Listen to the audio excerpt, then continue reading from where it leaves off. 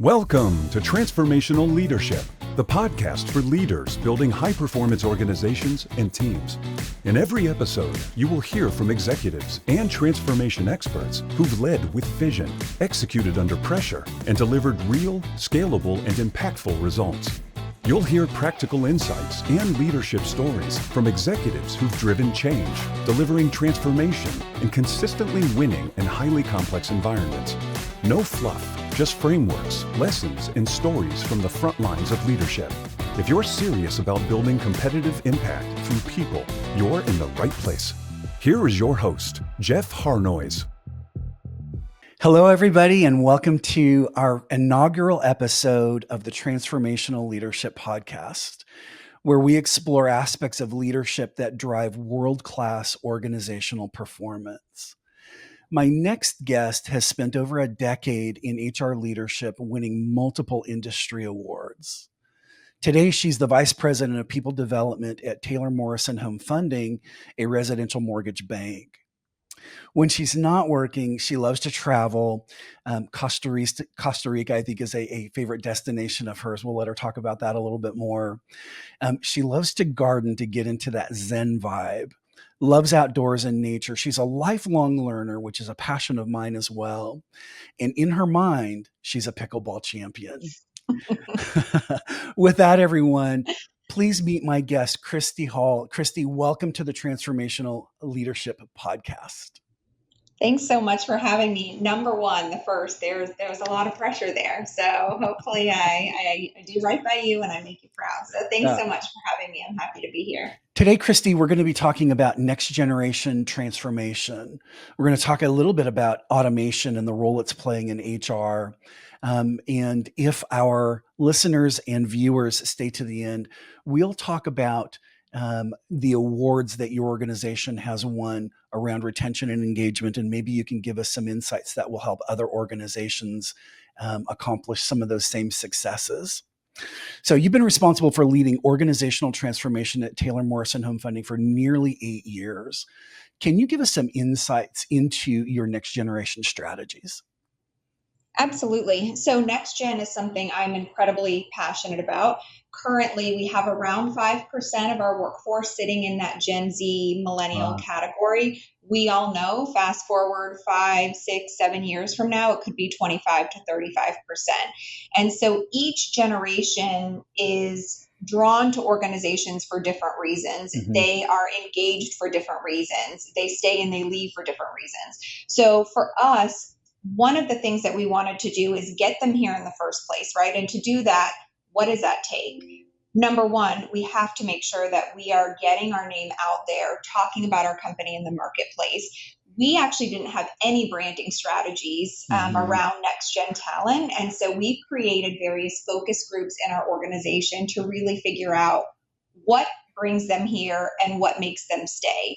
And from there, our corporate team has actually done a great job of creating our internship program. So we actually just finished our second cohort here within financial services. Something that we've developed in-house within financial services is our Pioneer program. That is a 10.5-month cross-functional rotation program throughout various factors in the mortgage industry. This obviously makes them incredibly well-rounded, and it also allows them the opportunity to figure out where do they see themselves. So at the end of this rotation, maybe they end up in processing, or maybe they end up in closing or compliance. We've actually expanded this program. This is our second round. It actually just kicked off on Monday of this week. We've expanded from mortgage to title as well, which has been really cool. Yeah, so I'm really excited about this because it allows us to bring in that next generation. It allows us to talent balance, to make sure that we are never at a talent deficit and that we're always staying ahead of the curve by bringing in individuals who don't have to go to college, right? That's the other thing. Maybe they did, which is fantastic. I'm a huge proponent of education. That being said, getting out in the community through various partnerships, one being New Journeys is a company that we partner with, bringing awareness at the high school level, at the college level about careers in the mortgage industry. So that's just something that we've been doing to bring people in our organization at that Gen Z and millennial level. Well, let me circle back to a couple of things that you said there that were really interesting to me. The first one is this idea of a rotation. I know in past work I've done, I call that cross-pollination, where we're exposing people to all aspects of the business. And, from my perspective, that really deepens your bench from a competency standpoint. What sort of impacts have you seen in relation to employee engagement by having a rotation program like that? So we've actually, because this is only our second cohort for both the interns and the pioneer participants, we send out various surveys just to gauge their interest, right? And then we kind of circle back afterwards and say, are you happy in the new permanent home that you have found? Mm-hmm. And it has been a resounding yes. Nice. And a lot of those individuals are also participants in the focus group, right? And that those focus groups circle around how do we best attract and how do we best retain and how do we best engage, kind of the things we talked about in the beginning. So it's not just us coming up with what we think they want and need, but it's really talking to them to figure out what do they want and what do they need. Mm-hmm. So that's been fantastic to see. And all of that is for external, right?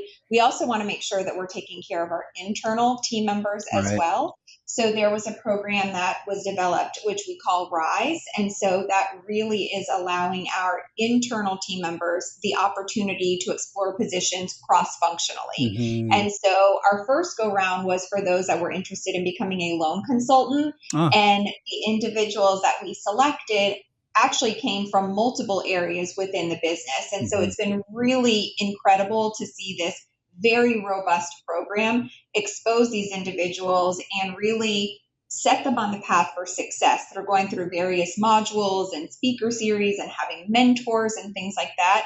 So I'm excited to see the first phase is almost coming to a conclusion. And then we're actually going to start with processing as our second phase. Nice. So I'm really excited to see how these pan out. One of the questions that came up for me while you were talking is, and if you don't have this off the top of your head, it's okay. I don't mean to put you on the spot, but okay. In the data collection phase, I think all of our audience would be interested in knowing if there are any insights from that, understanding what the drivers or motivators are, especially when we start looking at different generations and emerging, those emerging generations that are coming into the workplace now. Do you have any insights or themes that you're finding maybe actionable from that data? So when we're talking to our next gen participants, they really want to see progression at a faster pace. They're not necessarily staying at organizations as long as their counterparts, right? 2 to 3 years now, that's like an eternity to a lot of them. That's so interesting to me. Yeah.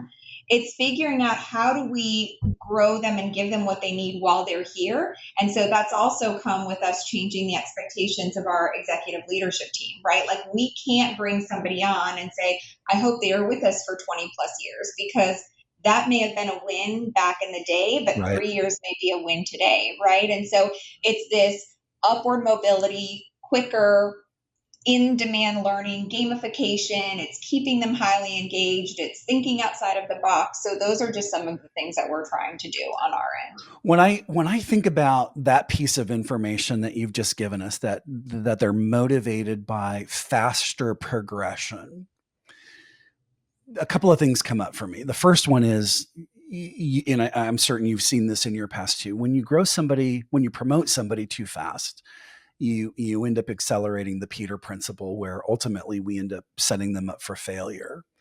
Yeah. And so the question that's on my mind is, how do we balance that for an organization, or for a group, a generation who is expecting, more frequent and maybe rapid acceleration?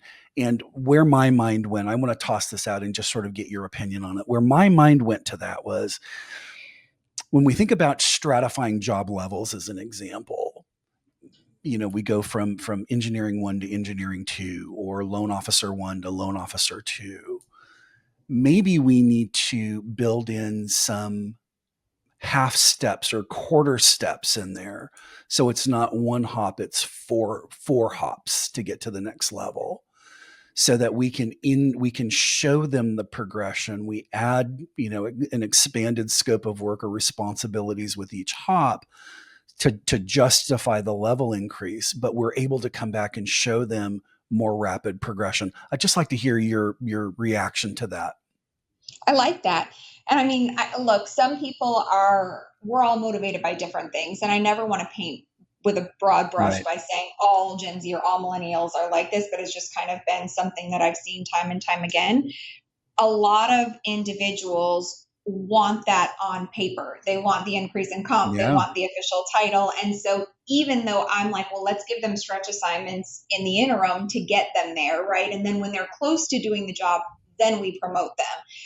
That doesn't work for everybody. And some people are like, that's great, but now I'm given a stretch assignment and I want that official title. I want the official Right. compensation. So I think it's a balancing act. And I don't know if anyone really has it figured out because it's so prescriptive.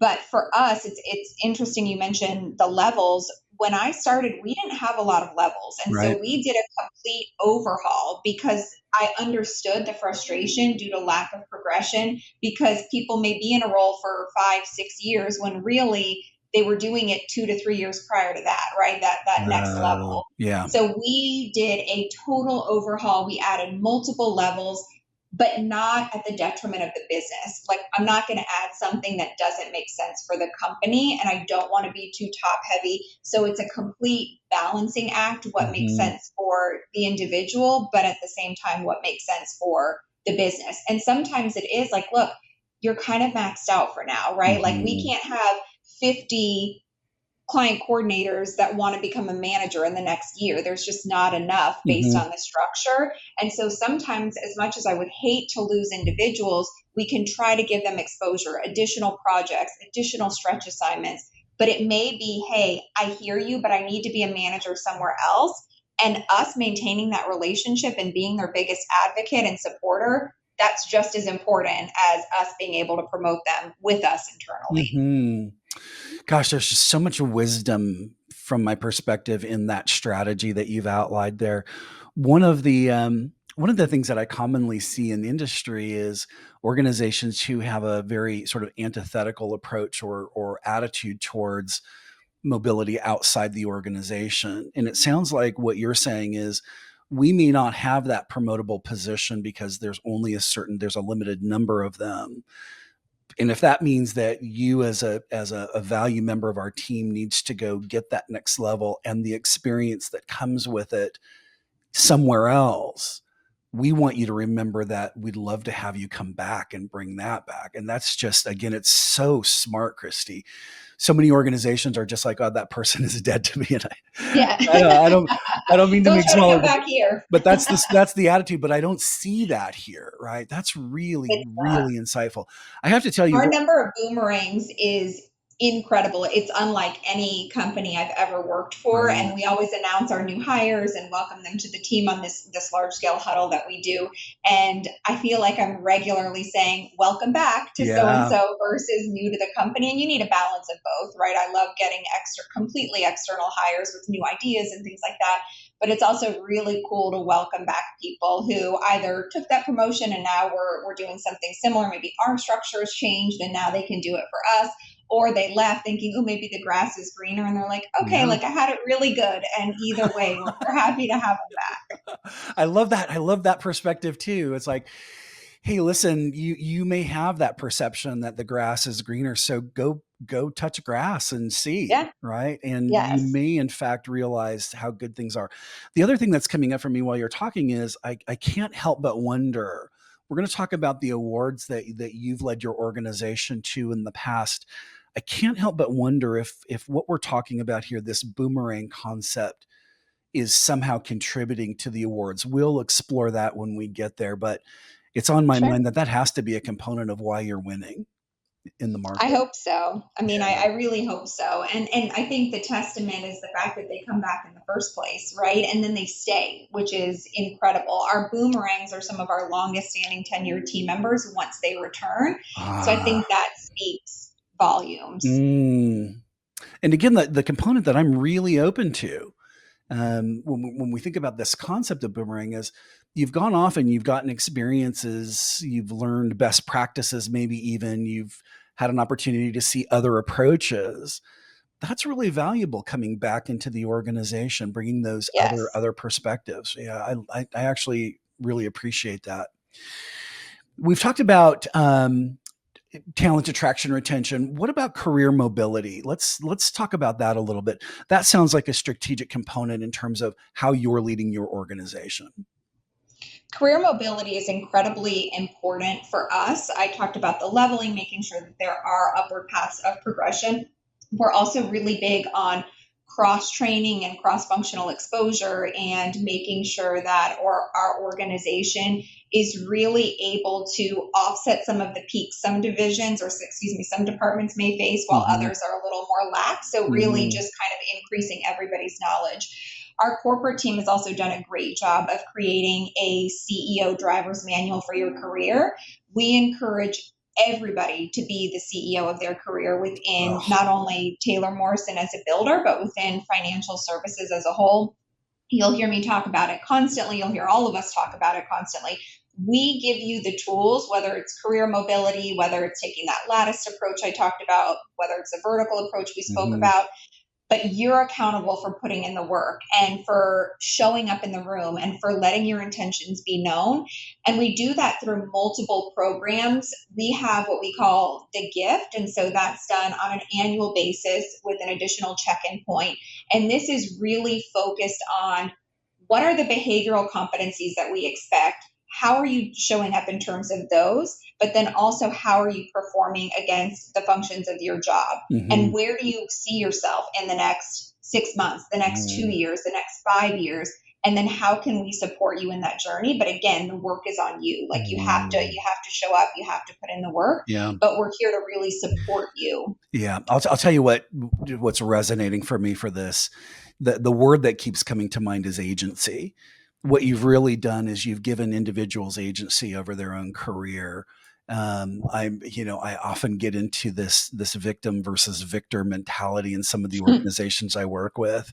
And I think one of the key strategic defenses against the victim mentality is promoting agency and ownership. And it sounds like you've formalized that in the organization. And I just want to say for the record, that's really rare to see in industry, Christie. Well done. Thank you. Yeah, it's something we're very, very proud of.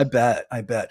And again, I just can't help but wonder if this ties back to why you're winning in the market. We also talked a little bit in our pre-conversation about the work from home model, and it's a really interesting dynamic because there seems to be a lot of focus for one thing, but the way that I want to say it is the jury is still out, although industry has a tendency to start leaning now back to work from office. But you're not following that trend. Tell me more about that. We're not. And I know I've said I'm passionate about a lot of things, but this probably is one of the top 2 to 3 things that I'm passionate about. Giving people the flexibility to work hybrid or remotely, and you're able to do that because you're measuring what matters. So I tried to pitch the remote from home idea back in 2018, and I just don't think there was a big appetite for it. Fast forward, so I'm trying to spoon feed right where I can. Fast forward, COVID happened and everyone was force fed. And then now it's been really interesting to see how on board the rest of our executive leadership team, all the way down through our employees, is with this model. So many, to your point, across multiple industries, but especially in our industry, are saying you have to come back 5 days a week. We have some positions, they have to be in the office, right? They're shipping packages, they're doing face-to-face closings with customers. So unfortunately for them, they're not able to partake in the model. However, for the majority of our employees, we are able to offer that. And it has really proven, you spoke about the awards that we've won. It's proven that culture is not disseminated through air vents. And our culture, in my opinion, is stronger than it's ever been, because you talk about trust. You talk about, before we didn't really have all of the robust performance metrics that are visible to not only leaders, but to the team members themselves. but we have those now. And so we're able to see, is this individual performing? And if they are, it's likely not because they were in a seat at the office or at their chair at home, but it's because we have the things that are in place now to help them be successful in their career. And we're coaching and we're managing and we're having the right conversations and there's the right level of accountability. So the remote work, in my opinion, it may not work for everybody, but it's something that I hope we're able to continue allowing within our organization. And, we've really consolidated our office space. So we don't have the office space that we had before, but aside from some major event that, perhaps I'm not aware of that could come in the future, it's here to stay for us at least. That's just such a really interesting, and again, it's not exactly in line with the mainstream thinking today. And I really love I just want to say this as as an introvert, work from home is a desired state for me. Yes. I find that I am significantly more productive if I'm not sitting in traffic and trying to commute in. Right. I'm significantly more productive when I can sit down and concentrate and not be interrupted by, people doing a drive-by on me while I'm in the office. That being said, I also equally value the collaboration that comes from Yes. being together. And so for folks who really need that socialization and that contact, it sounds like you're really providing an environment for both. We do. And we've left it up to the department heads, right? Each scope of work is very different. And so the processing in office frequency for those that are within driving distance may look different than it does for the closing department based on what they're doing, or the underwriting department. We are never one to take a blanket approach. It's what makes sense based on the position, based on the department, and then kind of structuring something based on there. I love that you have so firmly figured this out for your organization. That's fantastic. I know a lot And of Jeff, on that, I think one of the reasons that we were able to figure it out is hiring was so difficult for so long, and we had to increase the geographic span of the states we were hiring in. And so we went from 11 to 26 states. We've since started to pare it down, and we're roughly at 19 states now. So the last thing I want is one person working in Oklahoma, one person working in Idaho, one person. That may not make sense from a scalability perspective, payroll, employment law. There's a lot that goes into it. That being said, we have to keep that because it's so cyclical. The tides are going to turn. And if we're saying, hey, we're completely cutting down the scope on where we're hiring only to the Orlando area, I think we're doing ourselves a major disservice simply because with the metrics, we've proven that this model does work. If it didn't work, it would be a totally different conversation, right? Yeah, it's interesting. Every time I hear an HR leader talk about, difficulties with recruiting or staffing or filling needs, especially when they are specialty types of roles, I always ask them, well, tell me about the scope of your geography. What are you looking at? And, I almost inevitably get, well, we're trying to get people who are close so they can come to the office. It's like, you really need to think about this strategy. Go to where the talent is. Exactly. And when you make that shift, it sort of opens up so that you're focusing on getting the best and the right talent first. You make that your priority. And then maybe we can pull back to geography at some point. But if you want to be competitive in the marketplace, you need the best people you can find. And sometimes they're not where you are. Yep, exactly. You hit it spot on. That's our strategy for sure. Excellent, Christie. So one of the other things that's on my mind, and I think it's on the industry's mind as well, is the idea of automation, especially at the intersection of HR. And I know that you're already making inroads in the world of automation, especially around things like bots and interviewing, scheduling. And then you mentioned something to me that really completely piqued my interest. It's the concept of in the moment coaching. So why don't you walk me through automation as a category? Sure. So automation for us is something that I'm really proud that our president is incredibly not only on board with, but really wants to be a trailblazer and innovator. She is very forward thinking in an industry that is highly regulated and not known as like the sexiest, most, innovative industry, right? Mm-hmm. So for us, our whole thing is how can we maximize our people by using innovation and automation? And so for us, it is doing this with a personalized touch, right? We will never be a mortgage company, title company that does away with our people. And, I called American Express the other day and I must have like yelled, speak to a representative 30 times into the phone Gross. before I got somebody. We'll never be that company. And so for us, we've implemented multiple things let's just talk about the business side, right? Because I think HR ties directly into the business side. So with one of the bots, we were able to send out 247,000 emails last year alone. I think we're at 150 something thousand year to date right now. And you just think about the impact and the time, that monotonous task, sending birthday emails to customers, right? They love getting them, but you think about the 5 minutes it might take per email times the 247,000 emails. It's pretty amazing. One of our other bots has allowed our disclosures to be sent out in a few minutes. Mm-hmm. It used to be 3 days because that's the industry regulation and what we have to adhere to. But to get it down from 3 days down to a few minutes, those are just two examples of multiple things we've done across the board. We don't want to do something just to do it. And we're certainly not looking to do it at the expense of having individuals, but it is how do we cut down on the redundancy? How do we cut down on those that can be done automatically, systematically, so that our people are free to do the things that matter? And I know, I'm certainly not the only HR professional that's trying to think in those terms, but I know it's a struggle for everybody across the board. And so we're just trying to, again, keep at the forefront of our mind that we, first and foremost, our mantra is love the customer. How do we love the customer from an external perspective and from an internal perspective? And what are the things that we can do in order to maximize that experience for everybody? So, and that's just on the business front. Gosh, several things are sort of resonating with me on this segment.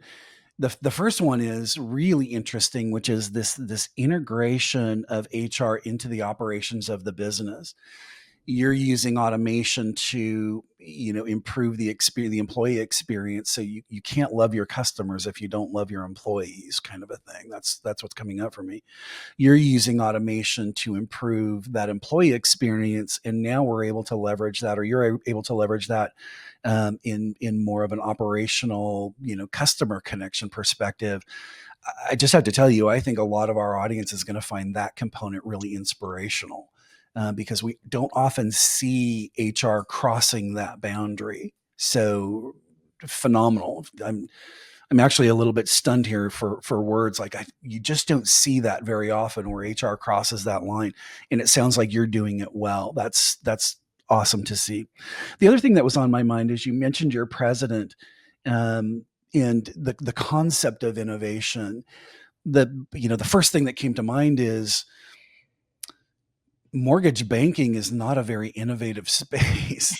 It's right? Certainly not. It's absolutely not. It will never be considered technologically leading edge in any field. And yet somehow your president had the instinct to lean in here. Where does that come from, do you think?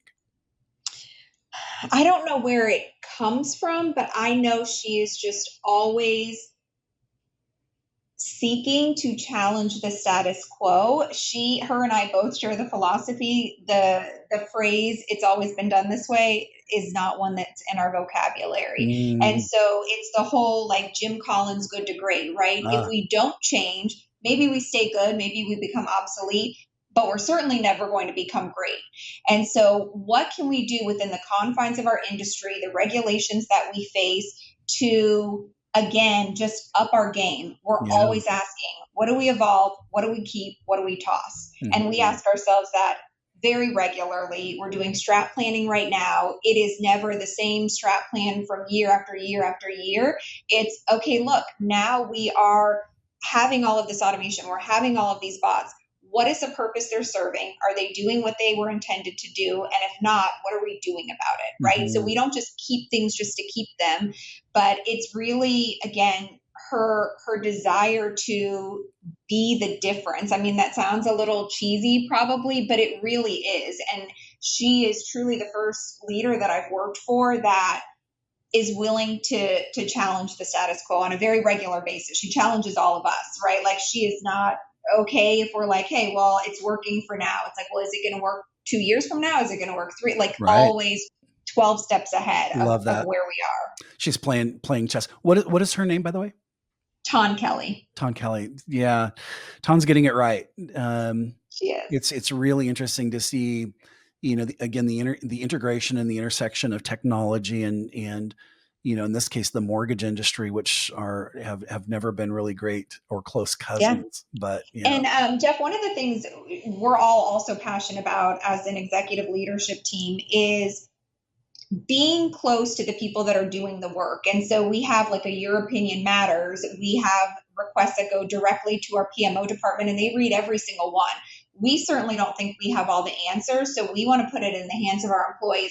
What are you having to click on 37 times in 12 different screens when it could just be one? Like, what are the solutions we're not seeing? What are your suggestions? What keeps you up at night? What is the biggest thorn in your side? And then we see, could we have one enhancement that solves 20 problems, right? And if so, for minimal cost, easy, done, do it, keep it moving, while maintaining privacy and data, right? The things that we care about a lot.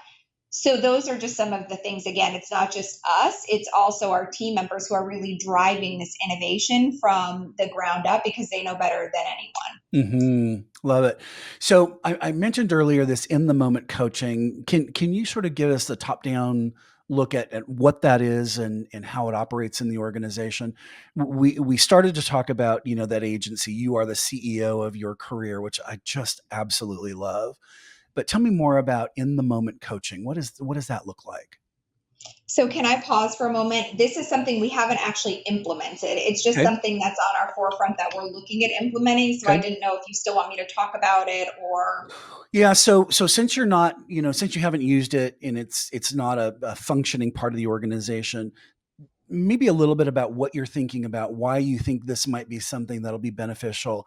And then a little, what I call vision casting. What would you expect the impacts of it to be, if you do decide to go forward with it?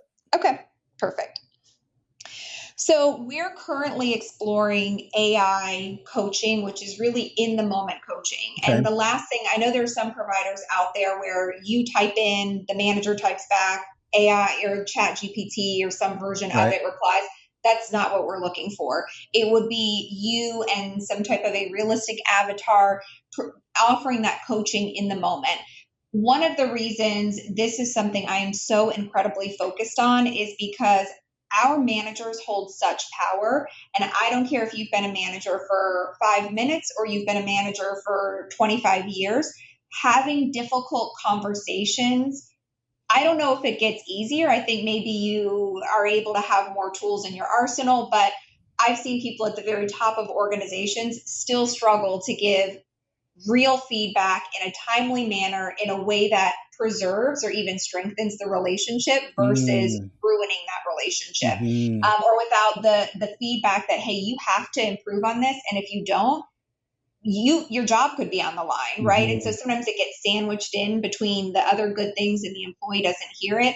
So the way that I envision this working is having that one-on-one coach, because it's not scalable for me and my team to coach every manager when they need to coach an employee. It's just not.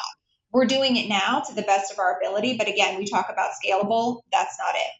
So for us, having the ability for Tim, if he's a manager, to go in and say, hey, I'm getting ready to have a conversation with so-and-so. This is what they're struggling with. This is my expectation. Help me say it in a way that's going to get my message across in a way that, again, is going to preserve the relationship. Mm-hmm. My hope is that we in turn can kind of build some of our own prompts into there, our own Right. policies, our own expectations, so that it truly is a customized experience. It's kind of replicating myself and the rest of our people operations teams Mm-hmm. for these managers. So right now we're doing office hours and things like that. But again, we talk about being innovative and leveraging AI. This is a great way to do it. Well, the point of automation, at its very core is scale. And so, Exactly. how can we take Christie's perspective or the perspective the organization wants the team to have and be able to deliver that consistently, for one thing, which is, anytime we add human coaches in, there's some de-evolution of messaging and positioning because that's just the human variability factor. So you can sort of standardize and make sure that everybody is getting a consistent message or Exactly. direction or strategy, that they can take forward. So I love everything about that. And then the scaling component, nobody gets left behind because it's accessible to everyone. So Right. I love the fact that you're thinking about it in this way. And again, I have to tell you, this is the kind of issue that I think a lot of HR leaders are struggling with. And it looks to me like you're ahead of that particular curve. I'm yet to work at an organization where communication and having tough conversations is not what keeps them from really accelerating or what really hinders them. And so I think it's a universal issue. And the way to solve for that is just to have better conversations, Yeah. right? And impactful conversations and hold people accountable. But again, always maintaining that relationship and making sure that feedback lands in the manner it was intended to land. Brilliant. So this is just a great way to do it. Yeah, brilliant. I really love that segment. And I have a very strong instinct in the moment that the audience that's listening to this conversation is actually going to be inspired by your thought and your strategy here from an automation I hope standpoint. so. Yeah, I can easily see that happening. Well, listen to the audience. If you've stuck with us, first of all, I really appreciate that you're still here. I hope you're enjoying the conversation with Christie as much as I am. Christie, what I'd like to do is talk a little bit about the awards that your organization has won.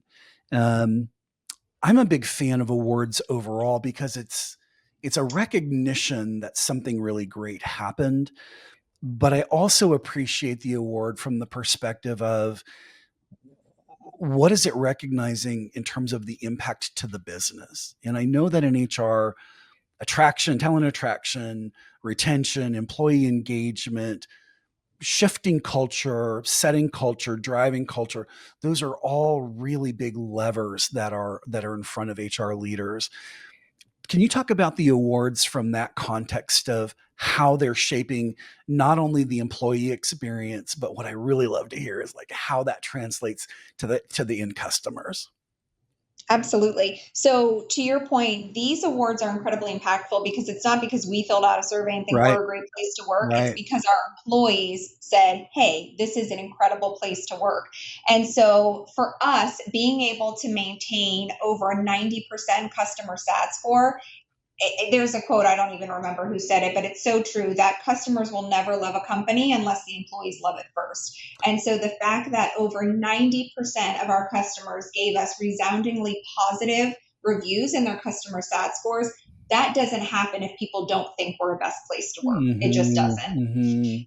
And for us, since 2017, that's kind of when I came on board and we really doubled down on this. The director of the president and I really just said, you know what, as many as we can win, we want to win, right? We don't want to have survey fatigue by sending out 80 surveys a year. That being said, we have won 9 unique awards since the end of 2017.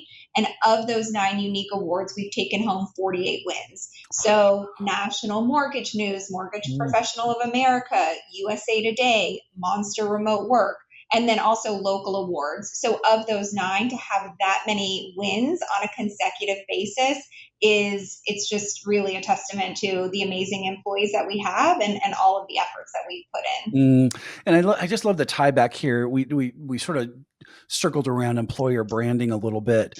Being able to have the wins, the documented wins here on what looks like a national and a regional scale. has to help employer branding. Absolutely. And we always tout these awards, whether we're talking to high school students, college students, whether we're talking to seasoned professionals, different career fairs that we're going to. And we do multiple culture awards as well. And these are things that I'm really proud of because we've taken home 5 out of 5 wins.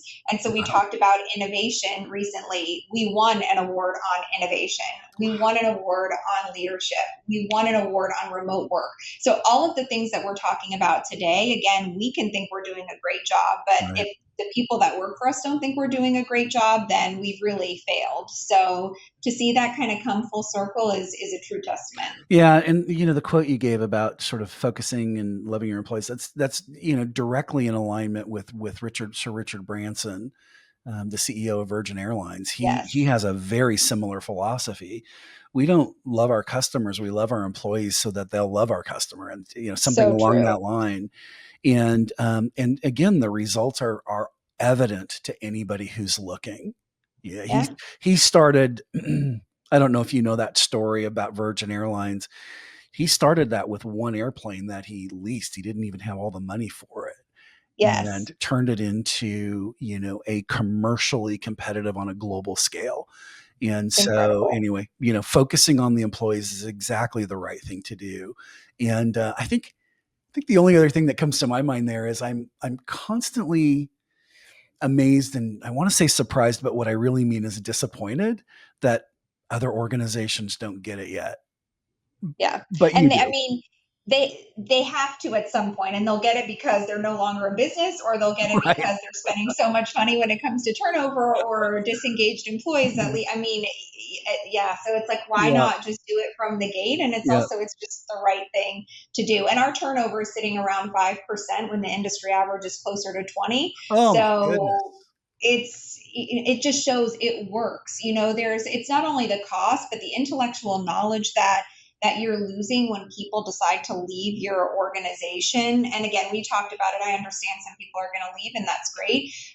But we should be doing everything we can, especially at the HR level, to make sure Mhm. that our culture is intact, that we are attracting, developing, growing, and retaining our team members, and that we're leading with empathy and while also holding people accountable and driving for business results, right? I think we kind of have Mhm. to do all of that, but one is not at the expense of the other. Mhm.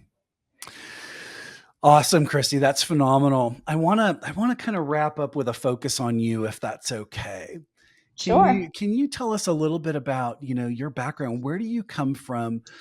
What has shaped you to have the vision and the strategy that you have today that has been, significantly impressive to me anyway? Thank And you. the points that you're putting on the board. Where did you come from?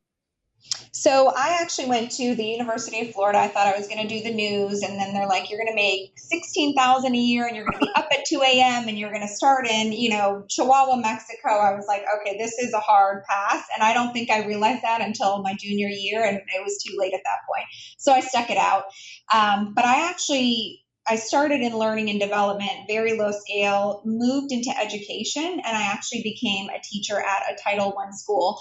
And that is what shaped my philosophy around leadership because we had Mm. two very different principles while I was there. The students were pretty much the same. Obviously, you have new classes coming in, Yep. but I was second, third, then fifth. So I kind of got to follow the progression of these students.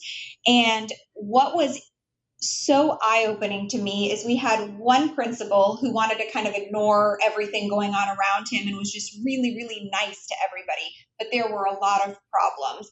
Title I school comes with a lot of social and emotional challenges. It's Mm. 96% free and reduced lunch. I had kids whose home lives you couldn't even imagine, and so they needed structure, they needed accountability, they needed to know how they were performing while also getting love and guidance and the caring mentality that most teachers or that all teachers really need to put forth. So he was super nice, but never held people accountable, and we were a D-rated school. We had a new principal that came in. She cared. She was kind. She wanted everyone to thrive. She brought forth, different counseling services and things like that. But she was no nonsense when it came to your grades, to holding you accountable, to Yeah. putting structure in place. And so while I was there for 5 years. he was there for 1. So when she came, we went from being a D to an A-rated school. And so that has never left me, that it is not servant leadership at the expense of results, right? You have to have both of them. And so from there, I was part of the interview committee. I was the team lead, and I loved that kind of stuff. I developed a true passion for learning and for leadership and for getting it right. And that's when I went back and got my master's in HR management, and the rest is kind of history. Well, the whole theme of this podcast and a book I'm writing is all about transformational leadership. And your story exemplifies exactly the kind of outcome, the transformation that we want to see in organizations from a D to an A. And it's not just transformation for the sake of transformation. People's lives are improved, their productivity, their ability then to contribute, really good and positive into the world goes up exponentially when they go on those transformation journeys. And you look like a prime example of that to me.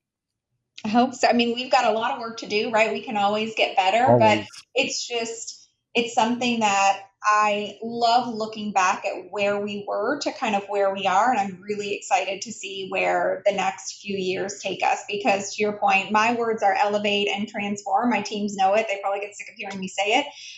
But we can only do that if we have the right foundation, right? Otherwise, it's the whole quicksand mentality. Yep. So it's getting everything right and then just really kind of building on it from there. So you and I share a very similar philosophy. Love that. Love that. Christie, I cannot thank you enough, again, not only for being a guest, but for being our first guest on this new format. It was a delightful conversation. And I think honestly, it will be inspirational for people who've had a chance to view the entire episode. I just can't thank you enough for being a part of iBridge Transformational Leadership Podcast. Do you have any final or parting words for our audience today? I mean, no, I just want to say a huge thank you for letting me be here. And I guess the only thing I would say to everyone is just start by starting. At the end of the day, like, we're never going to have it all figured out. Be innately curious, read and watch everything you can, kind of figure out who's doing it right. You don't even have to replicate that, right? But just take what works for you and bring it back to the organization. But the whole paralysis by analysis thing is so real, and it's so overwhelming. And so some people just say, it goes back to well, I'll just keep doing it the way I've always done it because it's just too much to even get started. So I think the start by starting is just something I really try to embrace in all areas of my life, personal, professional. Start by starting. I love that. I also think in terms of, millennials entering the workforce, that's probably one of the best pieces of advice you could give them. If somebody wanted to reach out and connect with you, what would be a good way for them to do that? Anyone can reach me on LinkedIn. I'm very active there. I love to post. I love to reach out and make connections. So please just go ahead and find me on LinkedIn, Christie Hall. That sounds great. And I'll make sure that that's in the show notes. Christie, thank you again. Until next time. Thanks, Jeff. I'll talk to you soon. Okay, take care. Bye-bye. The Transformational Leadership Podcast requires more than a conversation. It takes vision, action, diagnostics, and collective wisdom. If today's episode resonated with you, be sure to let us know in the comments. We'd love you to join the conversation and help us transform the future together. We'll be back with more stories, strategies, and real-world solutions that are transforming organizations, leaders, and teams. In the meantime, be sure to like, subscribe, write a review, and share it with someone you think would benefit from it too. Thanks for listening, and we'll see you on the next episode.